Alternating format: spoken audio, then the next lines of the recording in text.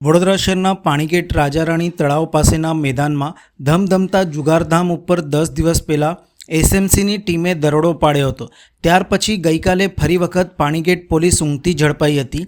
પીસીબીએ પાણીગેટ બાવચાવાડ વિસ્તારમાં 2 દરોડા પાડ્યા હતા અને એક જ વિસ્તારમાં દારૂનો ખુલ્લેઆમ ધંધો કરતી એક મહિલા સહિત 2 આરોપીઓને દારૂના જથ્થા સાથે ઝડપી પાડ્યા હતા।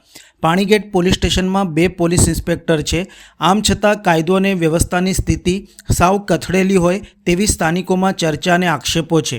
પાણીગેટ બાવચાવાડ સ્લમ ક્વાર્ટર્સમાં રહેતો નિશાંત ઉર્ફે ગોટિયો ગોપાલભાઈ ભટ્ટ દારૂની બોટલો ભરેલો થેલો લઈને ખુલ્લેઆમ વેચાણ કરે છે તેવી ગઈકાલે પીસીબીને માહિતી મળી હતી।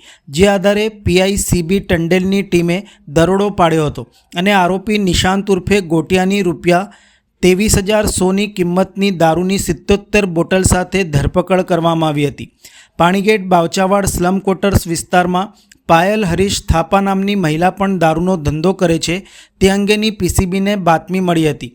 પાયલ થાપાની પણ ધરપકડ કરીને ₹16,200ની કિંમતની દારૂની 54 બોટલ કબજે કરવામાં આવી હતી।